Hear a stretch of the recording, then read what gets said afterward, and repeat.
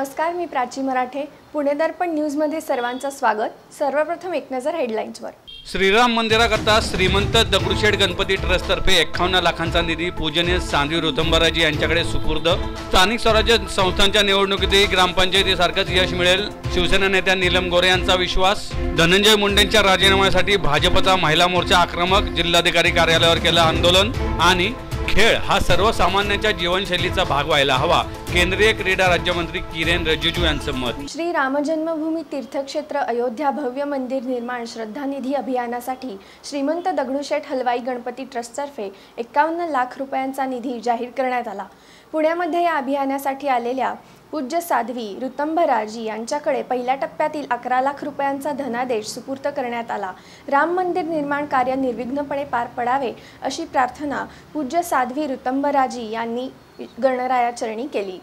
श्रीमंत दगडूशेठ हलवाई सार्वजनिक गणपती ट्रस्टतर्फे पूजनीय सांध्वी ऋतंभराजी यांचे स्वागत व सन्मान करण्यात आला. यावेळी ट्रस्टचे अध्यक्ष अशोक गोडसे, सुनील रासने, महेश सूर्यवंशी, हेमंत रासने, प्रकाश चव्हाण, सौरभ रायकर, मंगेश सूर्यवंशी, तुषार रायकर, सचिन आखाडे आदी उपस्थित होते.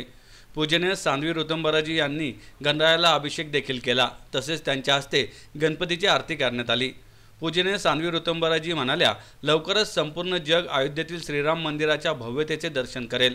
परमेश्वराच्या सर्व शक्ती आज दगडूशेठ गणपती मंदिरावर आशीर्वादाचा वर्षाव करीत आहेत. राष्ट्रीय स्वयंसेवक संघाचे सरसंघचालक मोहन भागवत यांनी गणरायाच्या चरणी जे मागितले होते ते 4 महिन्यातच मिळाले. आता राम मंदिराच्या माध्यमातून हिंदूंचा जो संकल्प आहे तो निर्विघ्नपणे पूर्ण होऊ देत. तसेच फक्त मंदिर न बनवता मंदिरे पुन्हा कधीही उद्ध्वस्त होऊ नये अशा भारताची निर्मिती करूया असेही त्यांनी सांगितले. अशोक गोडसे म्हणाले, अयोध्येतील श्रीराम मंदिर निर्मितीकरता संपूर्ण जगभरातून निधी येत आहे. श्रीमंत दगडूशेठ हलवाई गणपती ट्रस्टतर्फे खारीचा वाटा म्हणून 51 लाख रुपयांचा निधी आपण देत आहोत. मंदिर निर्मितीचे कार्य निर्विघ्नपणे व लवकरात लवकर पार पडावे अशी प्रार्थनाही त्यांनी श्रींचरणी यावेळी केली. गणपति बप्पा, आज भगवान के चरणों में आकर मैं धन्य हो गई.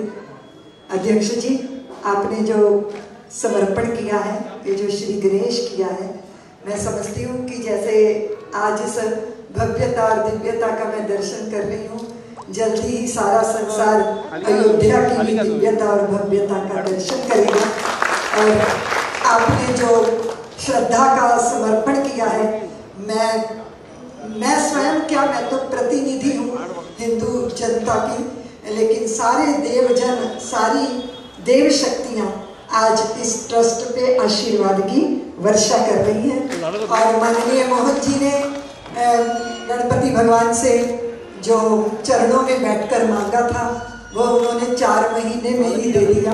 और आज मैंने भगवान से कहा है, प्रभु ये हिंदू जाति का जो संकल्प है वो निर्विघ्न पूर्ण हो और हम मंदिर ही नहीं बनाएं, अपितु मंदिर दोबारा कभी ध्वस्त न किए जाएं, ऐसे भारत का निर्माण कर सकें, वो हम आपसे प्रार्थना करते हैं. आज इस भगवान की इस भव्य दिव्य प्रतिमा का और क्षेत्र की श्रद्धा का दर्शन करके मैं धन्य हो गई हूँ. राज्यातील ग्रामपंचायत निवडणुकीच्या निकालाबाबत आम्ही समाधानी. सध्याचा निकाल बघता आम्ही वर आलोय. उत्कृष्ट कामगिरी केली आहे. मुख्यमंत्री उद्धव ठाकरे यांनी कधीही साम दाम दंड यांचा उपयोग करून निवडून या असं सांगितलं नाही. शिवसेनेने कधीही बाहुबलीचं राजकारण केलं नाही. पुढील स्थानिक स्वराज्य संस्थांच्या निवडणुकीतही असंच यश मिळेल असा दावाही शिवसेना नेत्या आणि विधानसभेच्या उपसभापती नीलम गोरे यांनी केलाय. मला असं वाटलं होतं प्रश्न विचारताना तुमच्या मनात खूप आनंद असेल. आम्हाला अर्थातच या गोष्टीच्याबद्दल खूप समाधान आहे, अभिमान आहे. 14,000 ग्रामपंचायतीपैकी साधारण 2,000 ग्रामपंचायतीचे आता निकाल आलेले आहेत. आणि अगदी काही मोजक्या जागांनी आता या क्षणी जी माहिती आली त्याच्यामध्ये 414 भाजप आणि 404 शिवसेना अशा जागा आहेत. त्याच्यानंतर राष्ट्रवादी आणि काँग्रेस अशा प्रकारे आहे. तर आमचा जो नंबर होता तो आम्ही वरती आलेलो आहोत आणि अतिशय उत्कृष्ट अशा स्वरूपाचा आमचा कामगिरी आहे. मी असं म्हणेन की 3 गोष्टींचा हा आमचा विजय आहे. आणि आम्हीच पुढच्या काळामध्ये आम्हाला अशी अपेक्षा आहे, आत्मविश्वास आहे की नंबर 1ला शिवसेना आलेली दिसेल. हिंदू हृदय सम्राट बाळासाहेब ठाकरे यांनी दिलेली शिवसैनिकांना स्फूर्ती, उद्धव साहेबांनी मुख्यमंत्री झाल्यावर विविध केलेल्या वचनांची पूर्ती आणि शिवसैनिकांच्या कामाची कीर्ती या 3 गोष्टींमधून मिळालेला हा विजय, या तिन्ही महिला नसून हे तिन्ही जणीचे याचा जो परिणाम झाला आहे समाजामध्ये त्यानुसार हे सगळ्या ग्रामपंचायतीमध्ये अतिशय चांगली कामगिरी झालेली आहे. अनेक ठिकाणी आपल्याला चित्र दिसते की कोकणामध्ये, मराठवाड्यामध्ये तर संदीपान भुमरे वगैरे यांचे उदाहरण आहेत, गुलाबराव पाटील, की सर्वच्या सर्व जागा शिवसेनेच्या निवडून आलेल्या आहेत. आणि मी असं जरूर सांगेन की कधीही माननीय मुख्यमंत्री उद्धवजी ठाकरे यांनी साम दाम दंडभेद याचा उपयोग करून निवडून या असं न सांगता किंवा कुठेही बाहुबलीचं राजकारण न करता हा मी प्रयत्न केला आहे. मी सगळ्या शिवसैनिकांचे मनापासून आणि निवडून आलेल्या उमेदवारांचं अभिनंदन करते आणि पुढच्या काळामध्ये ग्रामपंचायतीचं काम हे कुठलंही हितसंबंध आड न येऊ देता ग्रामविकासासाठी महाराष्ट्र शासन हे या संपूर्ण सगळ्या ग्रामपंचायतीच्या पाठीमागे उभं असेल आणि नंतर होणाऱ्या स्थानिक स्वराज्य संस्थांच्या निवडणुकातसुद्धा आम्हाला असंच एक सुंदर असं यश मिळेल अशी मी अपेक्षा व्यक्त करते, अशी मला खात्री वाटते. मला असं वाटतं की एका ग्रामपंचायतीवरून काही बोलणं हे योग्य होणार नाही. मुळामध्ये दोन्ही बाजूनी त्यांना दिसतं आहे की त्यांचं जे शहकाटश किंवा लोकांमध्ये गैरसमज पसरवण्याचं राजकारण केलं, भारतीय जनता पक्षाने जो सगळा विषारी प्रचार केला आणि कुठे ना कुठे अप्रत्यक्ष नव्हे तर प्रत्यक्षच राष्ट्रपती राजवट आणण्यासाठी महाराष्ट्रात कशी बेबंदशाही चालली आहे याचं जे त्यांनी सगळं वातावरण तयार केलं होतं त्याला परत ही दुसरी चपराक दिलेली दिसते आहे जनतेने. आमचा नंबर 1 नंबरला येईल का 2 नंबरला येईल प्रश्न नाही आहे, पण शिवसेना कुणीतरी संपवू शकतो आपण हा जो भ्रम होता तो भ्रमनिरास झालेला आहे. त्याखेरीज गुजरात क्रमांक 10वर, उत्तराखंड, उत्तरांचल, उत्तर प्रदेश, झारखंड, बिहार आपण चित्र बघतो आहे सगळी. त्याच्यामध्ये दिल्ली असेल किंवा केरला असेल यापैकी राज्य जी आहे ती पहिल्या 5 आलेली आहेत. आणि महाराष्ट्राचे माननीय मुख्यमंत्री उद्धवजी ठाकरे यांचं लोकप्रियता ही राष्ट्रीय पातळीवरती स्वतः मोदी साहेबांची जी लोकप्रियता आहे त्याच्यापेक्षाही जास्त कौल लोकांनी दिलेला आहे. केंद्रामध्ये भाजपचं राज्य आहे, अशा वेळेला महाविकास आघाडीने जे इथे काम केलं त्याच्यावरती लोकांनी शिक्कामोर्तब केलेलं आहे. चांगल्या प्रकारची लोकप्रियता मिळाली आहे आणि म्हणून मी असं म्हणेन की भाजपनी देवळं उघडण्याचा विषय असेल किंवा कोरोना असेल, प्रत्येक बाबतीत जो अपप्रचार केला त्या अपप्रचाराला जनतेने दिलेलं हे उत्तर आहे. आपण पाहिलं की स्थानिक स्वराज्य संस्थांच्या पदवीधर निवडणुका आणि शिक्षक निवडणुका याच्यामध्ये सुद्धा आम्हाला यश मिळालं आणि आत्ताही ग्रामपंचायतीमध्ये आमचा तिघांचा परफॉर्मन्स चांगला आहे. भारतीय जनता पार्टी पुणे शहर महिला आघाडीच्या वतीने व शहराध्यक्ष अर्चना पाटील यांच्या नेतृत्वाखाली व प्रदेशाध्यक्षा उमाताई गिरीश खापरे यांच्या उपस्थितीमध्ये जिल्हाधिकारी कार्यालय येथे धडक मोर्चाच्या माध्यमातून मंत्री धनंजय मुंडे यांच्या राजीनाम्याची मागणी करण्यात आली. धनंजय मुंडे यांच्यावर रेणू शर्माने बलात्काराचा आरोप केल्याने राजकीय वर्तुळात खळबळ माजली आहे. धनंजय मुंडे प्रकरणी भाजप महिला आघाडीने त्यांनी स्वतः मंत्रिपदाचा राजीनामा देण्याची मागणी केली आहे. या विरोधात भाजप महिला मोर्चाच्या वतीनं जिल्हाधिकारी कार्यालयावर निदर्शनं करण्यात आली. यावेळी भाजप महिला आघाडीच्या प्रदेशाध्यक्षा उमा खापरे, शहराध्यक्षा अर्चना पाटील, पुणे शहर सरचिटणीस कांचनताई कुंभरे, पुणे शहर प्रमुख सोनालीताई भोसले, नगरसेवका स्वातीताई लोखंडे, मंजुषी खर्डेकर, आरती कोंडरे, गायत्री खडके, प्रियांका गिरी, किरण मंत्री, मंगला मंत्री, स्मिता वस्ते, विनया बहुलीकर, अश्विनी पांडे, ज्योती जवळकर, हर्षदा फरांदे, शहरातील सर्व प्रमुख पदाधिकारी, मंडल अध्यक्षा, सर्व आघाडी अध्यक्षा, नगरसेविका व कार्यकर्ते उपस्थित होते. भारतीय जनता पार्टीचा महिलांना न्याय द्या नाहीतर खुर्ची. आज पूर्ण महाराष्ट्रामध्ये राज्यव्यापी आंदोलन घेण्यात आलेलं आहे. आम्हाला असं वाटलं होतं की सामाजिक न्याय मंत्री म्हणून नैतिकता पाळून धनंजय मुंडे हे राजीनामा देतील, परंतु त्यांनी राजीनामा दिलेला नाही आहे. तसंच आम्हाला असं वाटलं होतं की राष्ट्रवादीचे माननीय शरदचंद्रजी पवार साहेब हे महिलांवरती सन्मान करतात महिलांचा, ते सुद्धा राजीनामा घेतील, परंतु तेही चित्र दिसलेलं नाही आहे. त्यामुळे आज महाराष्ट्रातील सर्व महिला मोर्चा हा रस्त्यावरती उतरलेला आहे, राज्यव्यापी आंदोलन केलेलं आहे. आणि आम्ही हे शिवरायांना मानणारे माननीय मुख्यमंत्रीजी यांच्याकडे मागणी करत आहोत की ताबडतोब त्यांना त्या पदावरून हटवावं. या मागणीसाठी कलेक्टर्सना आम्ही निवेदन देणार आहोत आणि त्यांच्यापर्यंत पूर्ण महाराष्ट्रातनं निवेदन जाणार आहे की ताबडतोब त्यांचा राजीनामा घ्यावा. खेळ हा सर्वसामान्यांच्या जीवनशैलीचा भाग व्हायला हवा असं प्रतिपादन केंद्रीय क्रीडा कार्यक्रम आणि युवा मंत्रालयाचे राज्यमंत्री किरेन रिजिजू यांनी केले। म्हाळुंगे बालेवाडी येथील श्री शिवछत्रपती क्रीडा संकुलमध्ये खेलो इंडिया राज्य निपुणता केंद्राचे लोकार्पण झाले, त्यावेळी ते बोलत होते। यावेळी राज्याचे क्रीडा व युवक कल्याण मंत्री सुनील केदार, राज्यमंत्री आदिती तटकरे, पिंपरी चिंचवडच्या महापौर उषा ढोरे, खासदार गिरीश बापट, क्रीडा आयुक्त ओमप्रकाश बकोरिया यांची प्रमुख उपस्थिती होती। राज्यमंत्री किरेन रिजिजू म्हणाले, देशात क्रीडा संस्कृती पुरातन कालापासून आहे, तिची जोपासना होण्याची गरज आहे। खेळ हा आपल्या जीवनशैलीचा भाग झाला पाहिजेत। देशात आणि राज्यातही क्रीडा क्षेत्राची वाढ होण्यासाठी केंद्र शासनाच्या वतीने विविध उपाययोजना राबवण्यात येत आहेत। आजी आणि माजी खेळाडूंना आर्थिक मदत करणे हाही या प्रयत्नांचा एक भाग आहे। महाराष्ट्राला क्रीडा क्षेत्रासाठी केंद्र शासन सर्वतोपरी मदत करेल असंही त्यांनी सांगितलं। राज्याचे क्रीडा व युवक कल्याण मंत्री सुनील केदार म्हणाले, राज्य शासन विद्यार्थ्यांमध्ये खेळांची आवड निर्माण व्हावी म्हणून व्यापक प्रयत्न करत आहे। खेळ आणि खेळाडू यांच्या पाठीशी राज्य शासन खंबीरपणे उभे आहे। केंद्र शासनाने क्रीडा क्षेत्रासाठी भरीव मदत करावी असे आवाहनही त्यांनी केले। राज्यमंत्री आदिती तटकरे यांनी राज्य शासन क्रीडा क्षेत्रात राबवत असलेल्या योजनांची माहिती दिली। आता वेळ झाली आहे छोट्याशा विश्रांतीची। पाहत रहा पुणे दर्पण न्यूज। मंजिल है सूरज हमारी, लक्ष्य हमारा, जीत हमारी। मंजिल है सूरज हमारी, लक्ष्य हमारा, जीत हमारी। जीत का है जुनून, हम चले सूरज की ओर,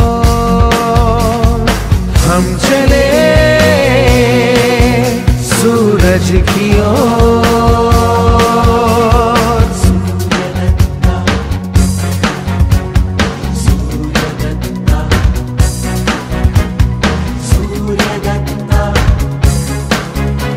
Success is yours.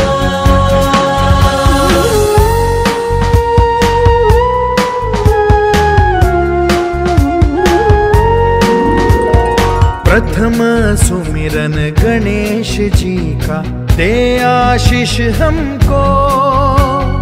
माता पिता और गुरुजन का है आदेश हमको। हम चले ज्ञान की ओर, हम चले ज्ञान की ओर। ज्ञान ही श्वास है, ज्ञान ही विश्वास। ज्ञान ही श्वास है, ज्ञान ही विश्वास। ज्ञान की प्यास बुझाने का है ये जुनून। हम चले सूरज की ओर, हम चले सूरज की ओर। धनंजय मुंडे हे 2010 पर्यंत भाजपमध्येच होते, त्यामुळे भाजपने त्यांच्या काळात मुंडेंनी असा दुसरा विवाह कसा केला हे तपासावं। महाविकास आघाडीतील प्रमुख नेते यावर बोललेले आहेत, त्यामुळे सरकार कुठल्याही अयोग्य गोष्टींचं समर्थन करणार नाही। धनंजय मुंडे यांच्याबाबत काय निर्णय घ्यायचा हे सरकार ठरवेल असं म्हणत मुंडेंच्या राजीनाम्याची मागणी करणाऱ्यांना नीलम गोऱ्हेंनी स्पष्टीकरण दिलंय। असं आहे की धनंजय मुंडे हे 2010 पर्यंत त्यांच्याच बरोबर होते, त्यामुळे त्यांनी आधी त्यांच्या कार्यकाळात हा कसा काय दुसरा तिसरा विवाह केला हे त्यांनी तपासावं। परंतु स्वतः माननीय मुख्यमंत्री उद्धवजी ठाकरे, शरदराव पवार, अजित पवार, बाळासाहेब थोरात, अनिल देशमुख या सगळ्यांनी जाहीर केलेलं आहे, अनिल देशमुखांनी जाहीर केलं आहे की 7 दिवसात पोलीस तपास करणार आहेत।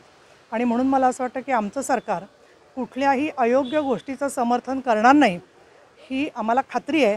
आणि त्याच्यामुळे मला असं वाटतं की काय करायचं काय नाही हा योग्य तो निर्णय आमचे सरकारमधले नेते घेतील।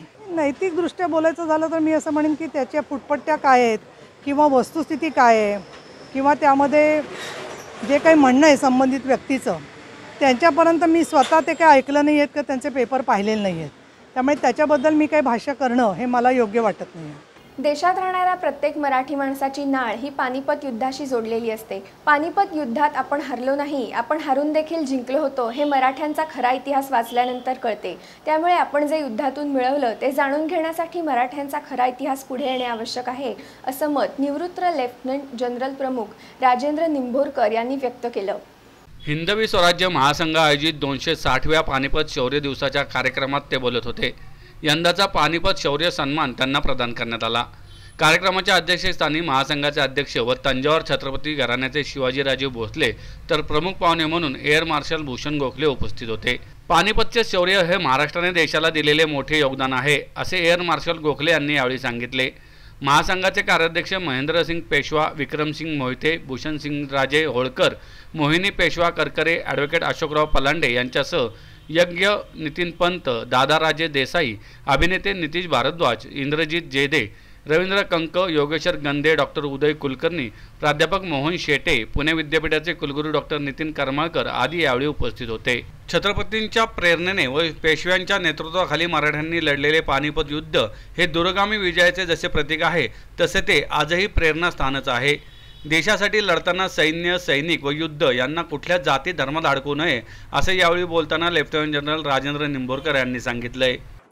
ये पानीपत की दो चीज़ें हैं. पानीपत की लड़ाई की जीत की क्या होगी, जैसे पहले बताया कि अफगान या कोई बात से आया नहीं, खैबर क्रॉस करके कोई नहीं आया, वो एक बड़ी बात है. दूसरी बात, हम सब बोलते हैं कि सिखों ने पंजाब के ऊपर राज किया है, रणजीत सिंह ने किया है. रणजीत सिंह राज इसलिए कर पाए कि मराठों ने उनकी ईंट की ईंट बजा के रख दी थी और अब अहमद शाह अब्दाली या अफगान कभी उठ ही नहीं पाए थे.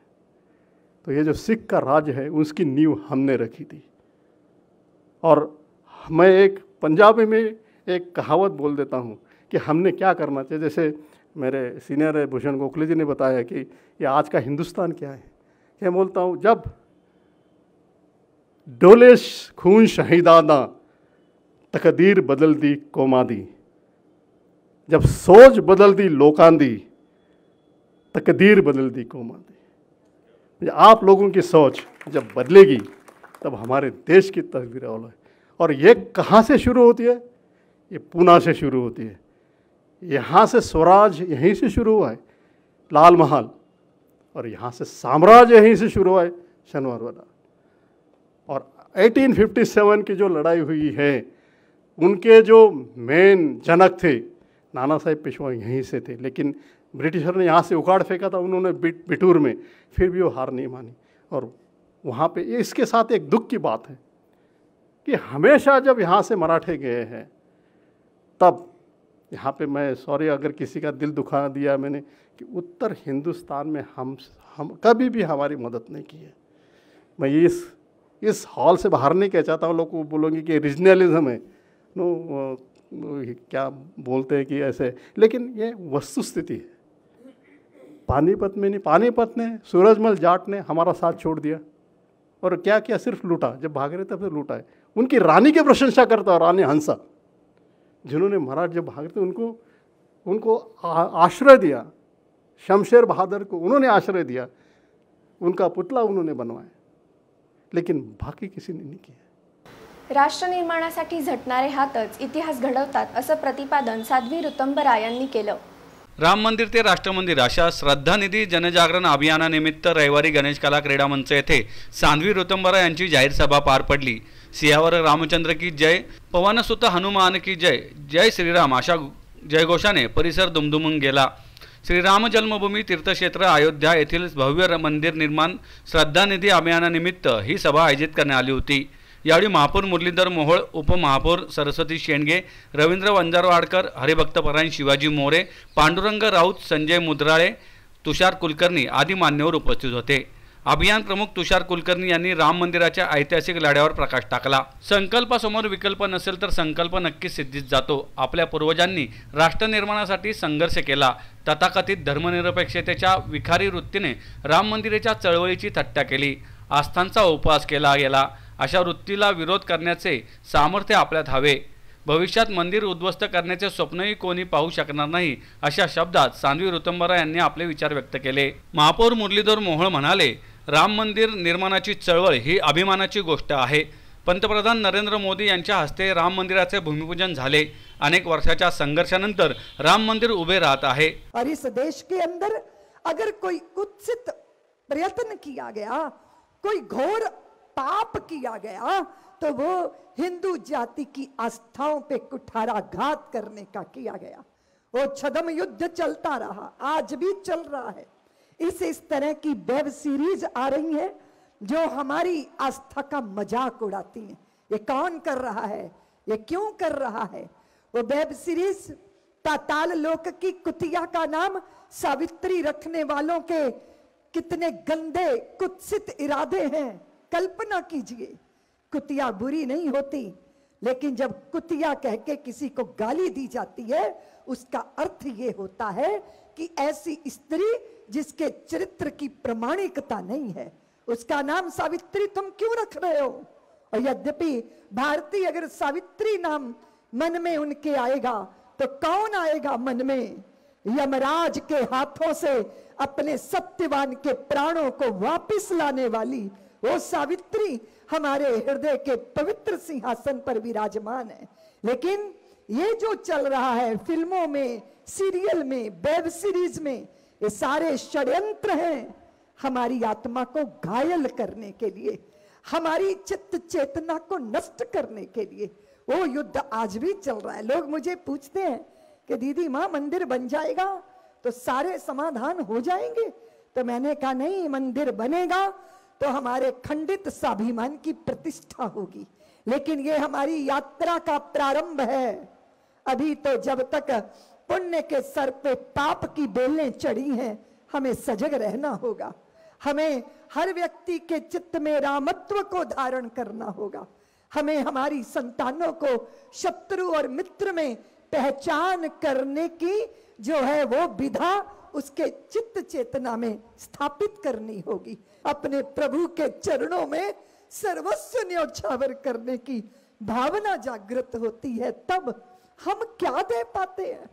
हाँ, हमने दिया प्रभु, हमने मन का मंदिर, उसमें तुम्हारे राम मंदिर के निर्माण के दिए को जला के रखा।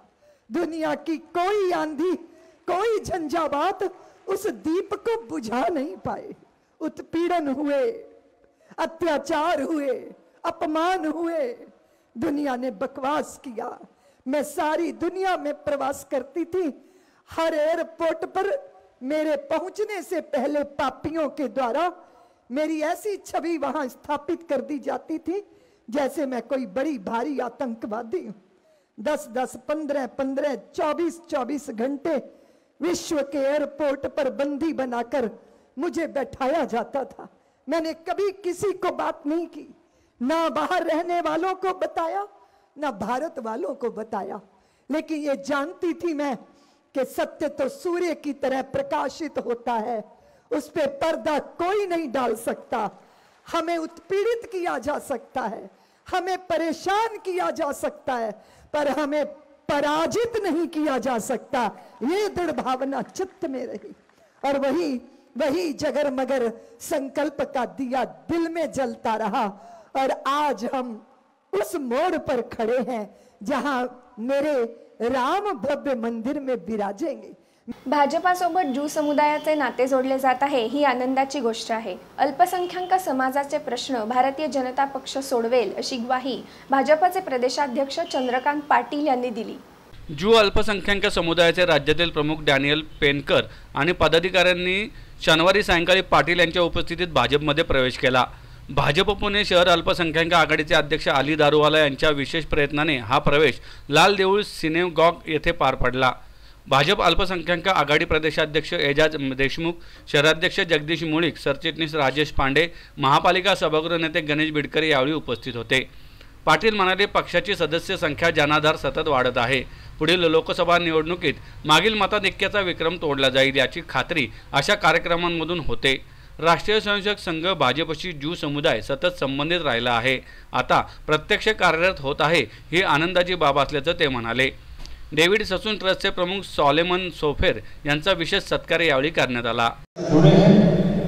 वैसे तो हमेशा भारतीय जनता पार्टी और जिनका उल्लेख आपने किया RSS, इससे आप संबंधित रहे, खूब अच्छे संबंध रहे। अब एक्टिवली इस पार्टी में आकर काम करने का आप लोगों ने निर्णय किया है, तो मैं आपका स्टेट के प्रेसिडेंट के नाते स्वागत करता हूँ और ये आपको विश्वास देता हूँ कि ये पार्टी आप सबको बड़ा सम्मान देगी। जो इश्यूज होंगे, जैसे एजाज ने अभी कहा कि थोड़ा माइनॉरिटी वाला विषय था, तो ऐसे जो भी इश्यूज होंगे उस इश्यूज के लिए भी हम बहुत भरकस प्रयत्न करेंगे। सदाबहार गीतांनी सजलेल्या हृदय संगीतमधून श्रोत्यांना शांतरसाची अनुभूती मिळाली। लॉकडाऊननंतर झालेल्या या पहिल्याच कार्यक्रमात प्रेक्षागृह हाऊसफुल झाल्याचे पाहून खुद्द पंडित हृदयनाथ मंगेशकरही भारावले आणि त्यांनी रसिकांना टाळ्या वाजवून अभिवादन केले। निमित्त होते पृथ्वीराज थिएटर्स आयोजित मनीषा निश्चल महक निर्मित व प्रस्तुत हृदय संगीत या विशेष कार्यक्रमाचे। पिंपरी चिंचवडच्या रामकृष्ण मोरे प्रेक्षागृहात झालेल्या या कार्यक्रमात पंडित हृदयनाथ मंगेशकर यांच्यासह डॉक्टर राधा मंगेशकर, मनीषा निश्चल आणि वंडरबॉय पृथ्वीराज यांच्या सुरेल गीतांनी प्रेक्षक मंत्रमुग्ध झाले। गगन सदन तेजोमय या गीताने कार्यक्रमाची सुरुवात करत पंडितजींनी कोरोनाचा अंधकार संपून नवी पाठ होत असल्याचा भाव प्रकट केला। प्रत्येक गाण्याचा प्रवास त्यामागच्या आठवणी सांगताना पंडितजींनी रसिकांच्या हृदयाला साथ घातली।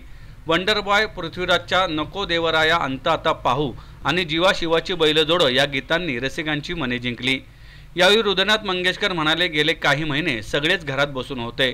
हळूहळू परिस्थिती पूर्ववत होत असताना रसिक कार्यक्रमाला येतील का अशी शंका होती, परंतु तुम्ही एवढ्या मोठ्या संख्येने इथे उपस्थित राहिलात, मी आपले आभार मानतो। इतके दिवस गायक वादक सगळेच कलाकार घरात बसून होते। तुमच्या या उदंड प्रतिसादामुळे आम्हा सगळ्यांनाच नवसंजीवनी मिळेल। जवळपास वर्षभरानंतर मी आज हार्मोनियम घेऊन रंगमंचावर बसलोय। गाता येईल की नाही याची शंका वाटते। तुमच्या प्रोत्साहनामुळे आम्हाला ऊर्जा मिळाली आहे। आपल्या सर्वांसाठी आजचा दिवस म्हणजे आजी सोनियाचा दिनू, वर्षे अमृताचा घनू असाच आहे। कार्यक्रमाचं संगीत संयोजन विवेक परांजपे यांनी केलं। पंडित रमाकांत परांजपे, केदार परांजपे, डॉक्टर राजेंद्र दूरकर आणि विशाल गणरत्वार, अजय अत्रे, डॉक्टर विशाल शेलकर, शैलेश देशपांडे यांनी वाद्यांवर साथ संगत केली। चौघांच्या देखील आवाजामध्ये सदन तेजोमय, आज आकाशामध्ये एक नवीन सूर्य आलेला आहे। तो करोनाचा नाश करून आपल्याला एक नवचैतन्याचा प्रकाश देणार आहे। त्या गाण्याने सुरुवात करूया आपण।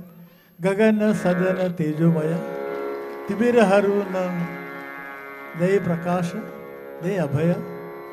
आपल्याला अभयाची पण आवश्यकता आहे, तिमिराचा नाश होण्याची आवश्यकता आहे। गगन सदन तेजोमय गाते माझी मुलगी राधा।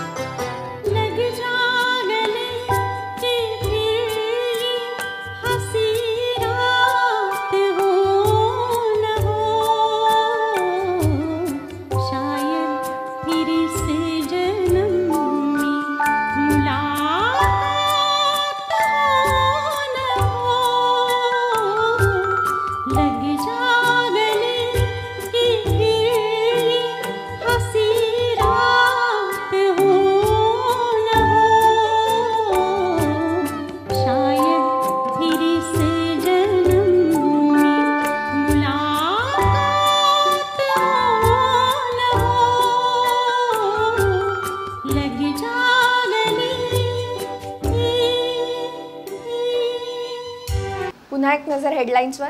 श्रीराम मंदिराकरता श्रीमंत दगडूशेठ गणपती ट्रस्टतर्फे 51 लाखांचा निधी पूजनीय सांधवी ऋतंबराजी यांच्याकडे सुपूर्द. स्थानिक स्वराज्य संस्थांच्या निवडणुकीतही ग्रामपंचायतीसारखंच यश मिळेल, शिवसेना नेत्या नीलम गोरे यांचा विश्वास. धनंजय मुंडेंच्या राजीनाम्यासाठी भाजपचा महिला मोर्चा आक्रमक, जिल्हाधिकारी कार्यालयावर केलं आंदोलन. आणि खेळ हा सर्वसामान्यांच्या जीवनशैलीचा भाग व्हायला हवा, केंद्रीय क्रीडा राज्यमंत्री किरेन रिजिजू यांचं मत. याचबरोबर आजचं बातमीपत्र संपलं. पाहत रहा पुणे दर्पण न्यूज.